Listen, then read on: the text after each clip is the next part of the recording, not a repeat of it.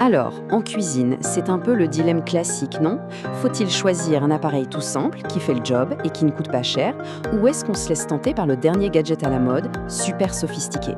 Aujourd'hui, on se penche sur ce grand match pour y voir un peu plus clair. Ok, alors voilà comment on va s'y prendre pour démêler tout ça. D'abord, on va poser le contexte de ce fameux dilemme entre le portefeuille et les fonctionnalités. Ensuite, on fera connaissance avec nos deux concurrents du jour. Puis, ce sera le moment du grand duel, le choc des appareils. On enchaînera avec un résumé des pour et des contre et on terminera avec le verdict final pour aider à faire le bon choix. Allez, on commence par le nerf de la guerre. Au fond, la décision se résume souvent à ça, un arbitrage entre le budget qu'on a et toutes les options qu'on aimerait avoir. C'est vraiment la question que tout le monde se pose à un moment donné en équipant sa cuisine. Est-ce qu'on privilégie la simplicité, un appareil qui va droit au but, ou est-ce qu'on mise sur la polyvalence d'une machine plus complexe? Et pour que ce soit bien concret, voilà nos deux champions du jour. D'un côté, le four Cyclone Beeper, et de l'autre, l'air fryer Ninja Crispy. Et là, pas besoin d'être un expert pour voir la première grosse différence. Le prix, ça saute aux yeux. Ouais, 110 € d'écart, c'est pas rien. La question est donc toute simple, est-ce que ça vaut le coup de mettre cette somme en plus? Est-ce que les performances suivent? C'est tout l'enjeu de notre analyse. Bon, maintenant qu'on a posé le décor, qui sont ces deux appareils exactement? On a d'un côté la force tranquille de la tradition, et de l'autre, l'effervescence de l'innovation. Faisons les présentations. D'abord, le Besper. Lui, c'est le traditionnaliste, si on veut. Le genre d'appareil qui va droit au but. Grand, super simple à utiliser et surtout très abordable. C'est une approche qui a fait ses preuves, sans fioriture.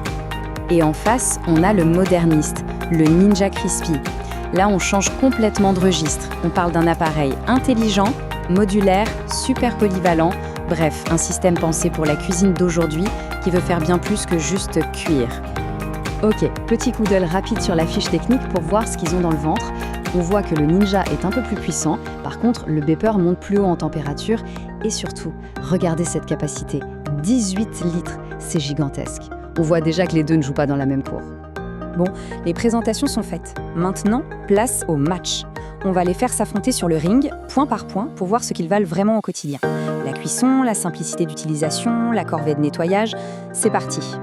Côté performance de cuisson, c'est intéressant. Le Beeper, c'est le roi des grands plats. Le poulet entier du dimanche, un gros gratin familial, aucun problème. En plus, on voit tout grâce à son bol en verre. Le Ninja, lui, c'est le spécialiste du croustillant. Des frites parfaites, c'est son domaine. Et il a des petites fonctions super malignes, comme le mode recrisp, pour redonner vie à une part de pizza de la veille. Et pour s'en servir, alors là, c'est le jour et la nuit. Vraiment. Avec le Beeper, on ne peut pas faire plus simple. Un bouton pour la température, un pour le temps. C'est tout.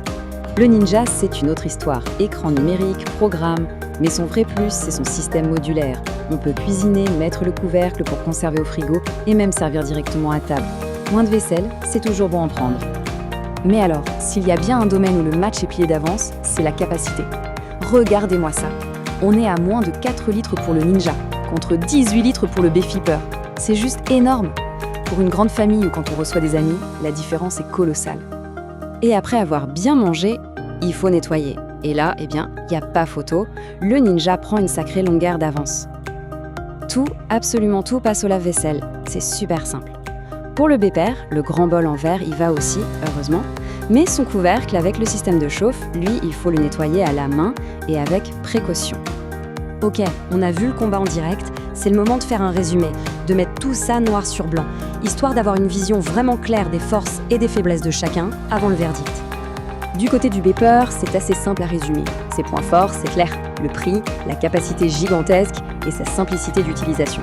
Par contre, il est plus basique, un peu plus long à cuire et il faut faire attention à son grand bol en verre qui peut être fragile. Et pour le Ninja, c'est presque l'inverse. Ce qui est fascinant, c'est que tous ces avantages tournent autour de l'innovation, de la qualité de cuisson et de la facilité d'usage. Mais tout ça a un prix, bien sûr, et sa capacité est bien plus limitée. On en revient toujours à cet arbitrage entre le budget et la performance. Bon, après tout ça, il est temps de rendre le verdict. Alors, qui gagne ? Eh bien, la réponse n'est peut-être pas celle qu'on attend. Il n'y a pas un seul grand gagnant qui écrase l'autre, c'est plus subtil. En fait, le vrai truc à comprendre, c'est qu'il n'y a pas un grand gagnant universel.